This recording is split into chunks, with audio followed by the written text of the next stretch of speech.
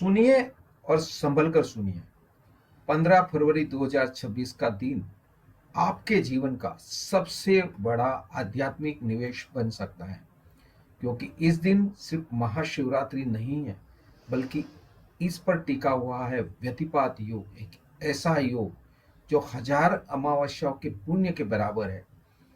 शास्त्र कहते हैं कि इस एक दिन का सही साधन 1000 एकादशियों के व्रत के, 1000 अश्वमेध यज्ञ के और करोड़ों गोदान के पुण्य के साथ एक साथ प्राप्त करवा सकता है। ये मेरी कोई कल्पना नहीं है, वराह पुराण, स्कंद पुराण, तिथि तत्व और निर्णय सिंधु जैसे प्रमाणित ग्रंथों का स्पष्ट वचन है। लेकिन एक चेतावनी भी है, इस एक दिन की उपेक्षा या गलत आचरण आपके जमा किए हुए पुण्यों को संहार भी कर सकता है। तो क्या आप तैयार है इस कॉस्मिक ऑफर को समझने के लिए? क्या आप चाहते हैं कि इस दिन की हर एक घड़ी आपके लिए स्वर्णिम साबित हो? अगर हाँ, तो इस वीडियो में मैं आपको दिखाऊंगा एक ऐसा रोड मैप जो आपको इस अद्वितीय संयोग का पूर्ण लाभार्थी बना देगा। नमस्कार दोस्तों, स्वागत है आपका ज्ञान के एक और अद्भुत सफर में। मैं हूं धर्मेंद्र सुरुठिया, एक cosmic researcher and holistic transformation coach. मेरा काम है ब्रह्मांड के गुद गणित और हमारे शास्त्रों के बीच के संबंध को आपके सामने सरल भाषा में रखना। आज हम बात करने जा रहे हैं 21वीं सदी के सबसे दुर्लभ आध्यात्मिक संयोग में से एक की, 15 फरवरी 2026 को पड़ने वाली महाशिवरात्रि और उस पर बनने वाला व्यतिपात योग की। ये वीडियो सिर्फ जानकारी नहीं देगा, बल्कि आपको step by step action plan देगा, ताकि आप इस दिन का पूरा पूरा लाभ उठा सकते हैं। तो चले शुरू करते हैं। पहले समझते हैं महाशिवरात्रि है क्या। अधिकतर लोग सोचते हैं कि ये भगवान शिव और माता पार्वती के विवाह का दिन है, लेकिन प्रामाणिक शास्त्र कुछ और कहते हैं। स्कंद पुराण स्पष्ट करता है कि इस दिन आदि अनादि निराकार परब्रह्म ने साकार रूप में आदि ज्योतिर्लिंग के रूप में प्रकट होकर ब्रह्मा और विष्णु जी के बीच के मतभेद को मिटाया था। यानी ये दिन प्रकट्य दिन है, और जब निराकार साकार में प्रकट होते हैं तो उसकी कृपा पाने का मार्ग सबसे सरल हो जाता है। इसीलिए तिथि तत्व ग्रंथ में लिखा है, एकादशी सहस्त्रे ततः फलम लभते देवी शिवरात्रि पोष्यम ततम फलम। मतलब, हे देवी, 1000 एकादशियों के व्रत से जो फल मिलता है वही फल एक शिवरात्रि के व्रत से मिल जाता है। और ये सिर्फ इतना ही नहीं, स्कंद पुराण तो आगे कहता है, वर्ष तनेय यतः पुण्य एकादश्या कृतः भवते ततः फलम लभते सद्यः शिवरात्रि निवेश निवेश आणत। यानी 100 साल तक निरंतर एकादशी करने का व्रत करने से जो पुण्य मिलता है, वही पुण्य एक शिवरात्रि के व्रत से तत्काल मिल जाता है। गणित लगाइए, एक साल में 24 एकादशी, 100 साल में 2400 एकादशी, एक दिन का व्रत 2400 एकादशी के व्रत के बराबर। लेकिन यहाँ एक महत्वपूर्ण बात, क्या ये व्रत सिर्फ शैव धर्म के लिए लोगों के लिए है? बिल्कुल नहीं। हरि भक्ति विलास, जो एक प्रमुख वैष्णव ग्रंथ है, वह गौतमीय तंत्र का हवाला देते हुए कहता है कि शिवरात्रि व्रतम कृष्ण चतुर्दश्या तु फाल्गुने वृष्णवो अपि ततः कार्य कृष्ण प्रीत्ये सदा। अर्थात फाल्गुन कृष्ण चतुर्दशी महाशिवरात्रि के व्रत का भगवान कृष्ण की प्रसन्नता के लिए वैष्णवों के भी अवश्य व्रत करना चाहिए। यानी कि ये व्रत संप्रदाय से ऊपर है, ये ब्रह्मांडीय ऊर्जा को संतुलित करने का दिन है। व्यतिपात योग, काल को हराने वाला महायोग। अब आते हैं इस पहले के दूसरे और भी रहस्यमय पहलू पर, व्यतिपात योग पर। ज्योतिष में इसे महापात भी कहा जाता है।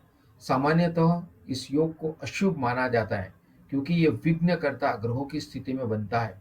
लेकिन यहाँ एक रहस्य है, जो योग संसार कार्यों का नाश करता है, वही योग आध्यात्मिक कार्यों के लिए अमृत समान होता है। निर्णय संधु, वराह पुराण इस पर जो प्रकाश डालते हैं वो चौंकाने वाला है। व्यतिपाते तु यद दत्तम जप्तम हुतम अनंतकम पूर्व सूर्य पर्वणि यतः प्रोक्तम कोटि गुणम भवते।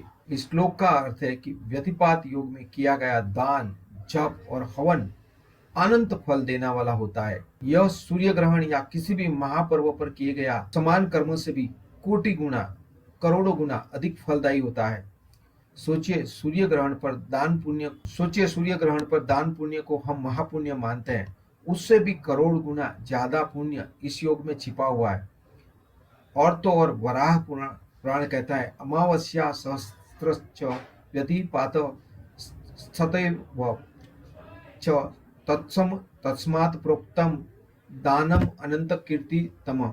मतलब 1000 अमावस्या के स्नान दान पुण्य का और एक व्यतिपात योग का पुण्य बराबर है। और हम सब जानते हैं कि अमावस्या, विशेषकर सोमवती अमावस्या, पितरों की मुक्ति के लिए कितनी महत्वपूर्ण मानी जाती है। यानी एक व्यतिपात योग 1000 सोमवती अमावस्या का पुण्य। अब सवाल उठता है कि आखिर ये योग है क्या। वैज्ञानिक दृष्टि से देखें तो ये एक विशेष खगोलीय स्थिति है जब चंद्रमा की गति एक विशेष गणना से संबंधित होती है। ये योग तब बनता है जब सूर्य और चंद्रमा की विशेष डिग्रियों में तनाव होता है।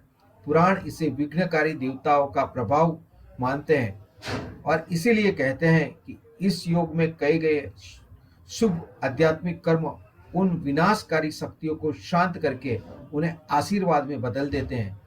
ये एक कॉस्मिक चैलेंज है जिसे पार करने का इनाम अनंत है। अब वो क्षण आ गया है जब हम इन दोनों शक्तिशाली घटनाओं के संगम को समझे। 15 फरवरी 2026 रविवार का दिन, इस दिन महाशिवरात्रि की तिथि प्रारंभ हो रही है। इस दिन सुबह 3:18 से अगले दिन 16 फरवरी मध्य रात्रि 2:47 बजे तक व्यतिपात योग विद्यमान रहेगा। इसका मतलब ये हुआ कि पूरी महाशिवरात्रि इस अतुलनीय व्यतिपात योग के प्रभाव क्षेत्र में होगी। ये संयोग दशकों में एक बार आता है। इसे समझने के लिए मैं एक उदाहरण देता हूँ। मान लीजिए कि आपके पास एक स्वर्ण भंडार महाशिवरात्रि का नक्शा है। अब अगर उसी दिन एक विशाल चुंबक व्यतिपात योग भी सक्रिय हो जाए जो उस स्वर्ण को आपकी ओर 1000 गुना तेजी से खींच सके, तो क्या होगा? आपका लाभ असीमित हो सकता है। शास्त्रों के आधार पर इस संयोग का प्रभाव समझिए। पुण्य का विस्फोट। शिवरात्रि का व्रत पहले से ही 2400 एकादशियों के व्रत के बराबर है। उस पर व्यतिपात योग का कोटि गुना प्रभाव गणित करना मुश्किल है क्योंकि ये अनंत की ओर जाता है। पापों का विनाश। लिंग पुराण कहता है कि सर्वतिथि यतम पुण्यम सर्वदानेषु यतम फलम ततफलम कोटि गुणितम शिवरात्रि व्रते कृतम। यानी सभी तीर्थों के स्नान और सभी दानों का फल करोड़ गुना होकर शिवरात्रि के व्रत से मिलता है। अब इसमें व्यतिपात का गुणन लगाइए। पितृ ऋण से मुक्ति। व्यतिपात योग पितृ की तृप्ति के लिए सर्वश्रेष्ठ माना गया है। ऐसे में इस दिन शिव का पूजन और पितृ के नाम जल दान आपके पूरे वंश को मुक्ति दिलाने में सक्षम है। स्कंद पुराण तो कहता है कि शिवरात्रि व्रत करने वाला अकेला स्वर्ग नहीं जाता, वह अपने कुलम तारेत सर्वम, यानी पूरे कुल को तार देता है। इस दिन सर्वार्थ सिद्धि योग और त्रिपुरुषकर योग भी है जो सफलता और समृद्धि के द्वार खोलते हैं। यह दिन एक आध्यात्मिक सुपर कंफ्यूजन्स है। एक पूर्ण action plan, step by step संपूर्ण प्रार्थना विधि हम समझेंगे। अब सबसे महत्वपूर्ण बात, आप क्या करें? मैं आपको एक विस्तृत शास्त्रोक्त पर सरल प्लान देता हूं। इसे फॉलो करके आप इस दिन का अधिकतम लाभ उठा सकते हैं। पहले चरण में पूर्व तैयारी करना होगा। 14 फरवरी से मानसिक तैयारी, संकल्प ले कि आप इस दिन पूर्ण श्रद्धा के साथ व्रत पूजन करेंगे।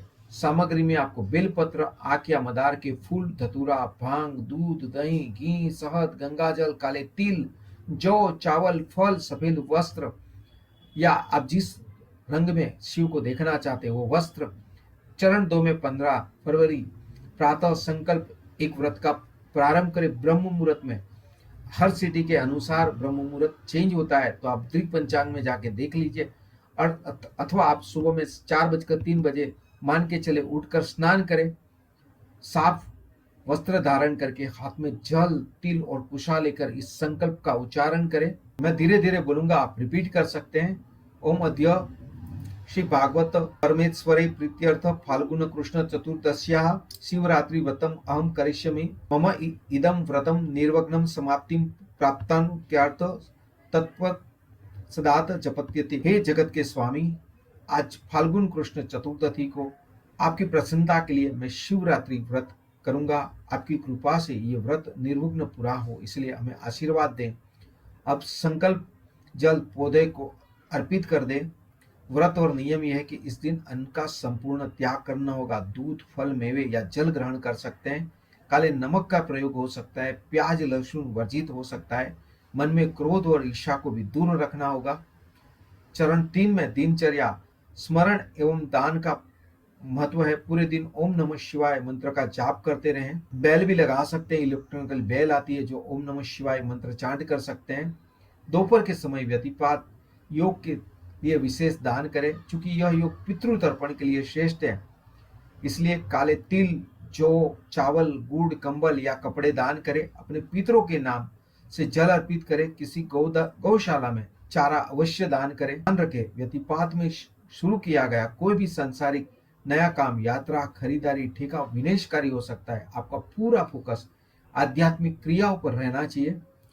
चौथे चरण में रात्रि पूजन, ये 4 प्रहर की अद्भुत यात्रा है। शिवरात्रि की इस 4 प्रहर की यात्रा को हम समझेंगे। ये सबसे महत्वपूर्ण भाग है। रात के जो 4 प्रहर है, हर 3 घंटे का एक प्रहर मान के आप उसे विभाजित कर सकते हैं। हर प्रहर में अलग अलग वस्तु से अभिषेक करना चाहिए शिव का। पहला प्रहर शाम को 6:39 से रात 9:27 बजे तक अनुमानित करें। इस प्रहर में आप दूध से अभिषेक करें। आप मंत्र चांट करें, ओम नमः शिवाय दुग्धागी अभिषेकम समर्पयामि। यह चंद्र का प्रहर है जो मन को शांत करता है। दूसरा प्रहर रात 9:27 से 12:16 तक।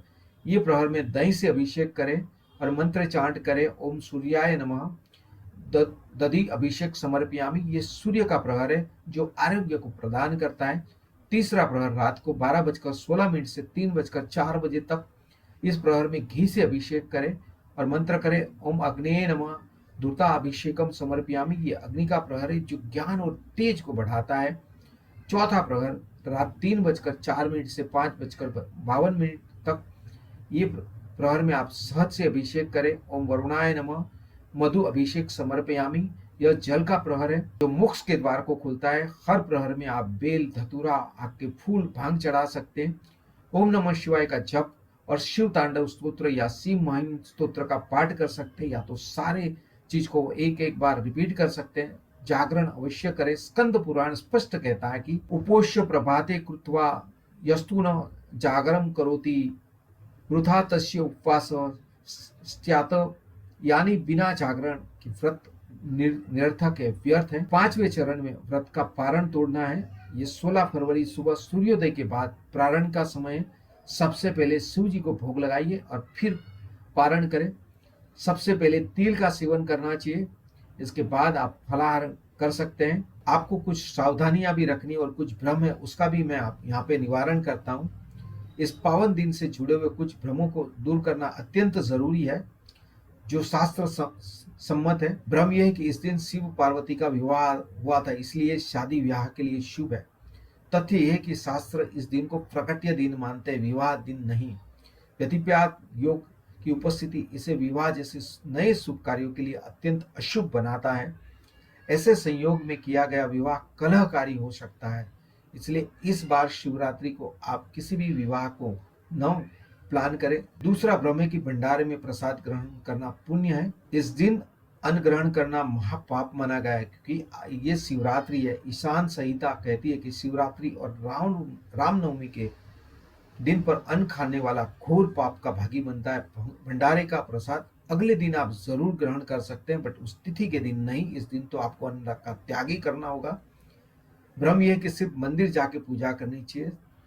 स्कंद पुराण कहता है कि जो स्पष्ट करता है कि इस दिन हर रात चल अचल शिवलिंग में शिव प्रकट होते हैं। घर का शिवलिंग या साधारण पत्थर का रूप भी इस दिन ज्योतिर्लिंग बन जाता है। श्रद्धा प्रधान है, आपका इंटेंशन प्रधान है, आपका मनोभाव सबसे इंपॉर्टेंट है। ये सावधानी आपको जरूर रखनी होगी कि इस दिन किसी से भी झगड़ा ना करें, दूसरों के व्रत में बाधा न डालें, सात्विक रहें। वैज्ञानिक दृष्टिकोण की बात करें तो कॉस्मिक अलाइनमेंट और हमारा शरीर जो है ये कॉस्मिक टाइमिंग विंडो में होता है। एक कॉस्मिक रिसर्चर के नाते में सिर्फ अवस्था का नहीं, विज्ञान के नजरिए से भी इसे देखता हूँ। फरवरी का महीना पृथ्वी का एक विशेष खगोलीय स्थिति में होता है। चंद्रमा की स्थिति जल तत्व को प्रभावित करती रहती है। शिव को सोम यानी कि चंद्र का अधिष्ठाता माना गया है। व्रत और जागरण से शरीर डिटॉक्स होता है, पाचन तंत्र को आराम मिलता है उपवास की वजह से। रात्रि जागरण से पिनियल ग्लैंड सक्रिय होता है जो आध्यात्मिक अनुभूति के लिए जिम्मेदार माना गया है। व्यतिपात की खगोलीय स्थिति एक प्रकार का कॉस्मिक स्ट्रेस पैदा करती है और व्रत पूजन जैसे सात्विक कर्म हमारे ऊर्जा क्षेत्र यानी कि ओरा को उस स्ट्रेस से सुरक्षित रखते हुए उस शक्ति को हमारे पक्ष में मोड़ देती है। ये प्राचीन सिस्टम है, एनर्जी हार्वेस्टिंग का विज्ञान है। तो दोस्तों ये थी 15 फरवरी 2026 के उस अद्भुत संयोग की पूरी गाइड जो आपके जीवन को एक नई दिशा दे सकता है। ये दिन आपके भाग्य को बदलने के लिए अपने और अपने परिवार के कर्मों को प्रतिफल में बदलने का अनमोल चाबी का समय है। इस वीडियो को आप अपने प्रियजनों के साथ जरूर शेयर करें, इन्हें भी इस दुर्लभ अवसर के बारे में बताएं। आपके मन में कोई प्रश्न है तो नीचे कमेंट करके पूछिए, मैं स्वयं उत्तर देने का प्रयास करूंगा। हमारे व्हाट्सएप चैनल से जुड़े लिंक डिस्क्रिप्शन में है ताकि इस दिन की पहले से तैयारी कर पाएं, आप अपडेट रहें। इसके बाद ग्रहण आता है तो उसका भी मैं वीडियो और डिटेल शेयर करूंगा। और अगले वीडियो में मैं 4 प्रहर की पूजन विधि की विस्तृत विधि और शिवरात्रि की व्रत के विशेष मंत्र के बारे में बताऊंगा। तो इस चैनल को जरूर सब्सक्राइब करें, बेल आइकन दबाएं, क्योंकि कई बार वीडियो मुझे इमरजेंसी में रिलीज करना पड़ता है तो आपको नोटिफिकेशन मिलेगा और आप वीडियो के लाभ को चुकेंगे नहीं। एक निवेदन भी है कि इस दिन का लाभ लेने के लिए सिर्फ एक दिन पूजा करके उसके छोड़ देना काफी नहीं है। इस दिन से शुरू होने वाली साधना को भले ही थोड़े समय के लिए नियमित जारी रखने का संकल्प लें, क्योंकि ये दिन आपके आध्यात्मिक सफर का एक शक्तिशाली बूस्टर है, पूरा सफर नहीं है। आप सभी को आने वाली महाशिवरात्रि और इस दिव्य संयोग की ढेर शुभकामना। भगवान शिव समस्त ब्रह्मांड की शक्तियां आपके संकल्प में सहायक हो। ओम नमः शिवाय। जय श्री कृष्ण। ओम नमो भगवते वासुदेवाय नमः।